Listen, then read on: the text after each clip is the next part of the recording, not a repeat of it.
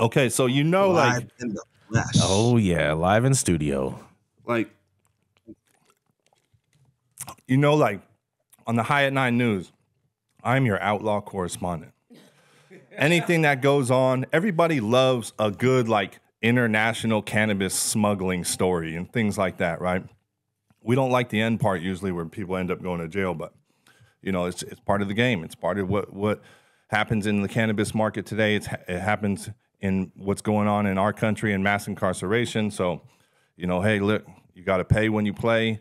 Hopefully, we can get that consequence off the table very soon.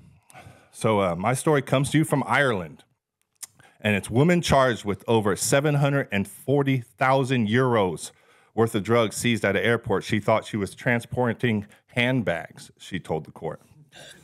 It was allegedly accused that she had 2 suitcases, and it was a deliberate attempt to conceal 37 kilograms of cannabis.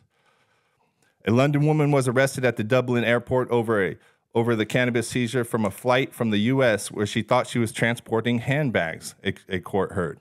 Mother of one, Yehilda Johnson, aged 26, who has no fixed address in Ireland, was arrested at Dublin Airport at the weekend and charged with unlawful importation and possession of drugs and having them for sale and supply.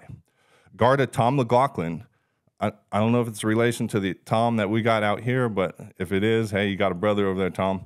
So Garda Tom McLaughlin objected to the bail when the accused appeared at the Dublin District Court. He alleged the accused had 2 suitcases and there was a deliberate attempt to conceal all 37 kilograms of cannabis.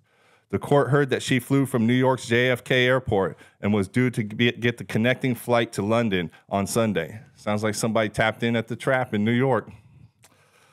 Garda McLaughlin believed Miss Johnson was a clear and immediate flight risk. In cross-examination, the Garda said that the accused said she thought she was transporting handbags and never touched cannabis. The officer agreed with defense counsel Carl Monahan that the case would likely go forward to the circuit court.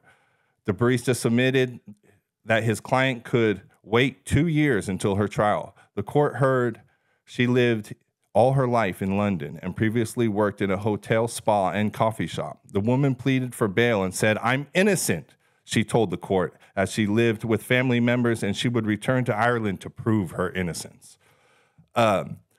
Yeah, so like, listen, people still go to prison for weed. People still go to prison for weed. Even if you get New York weed, that's so-so. You'll still go to prison for that weed too.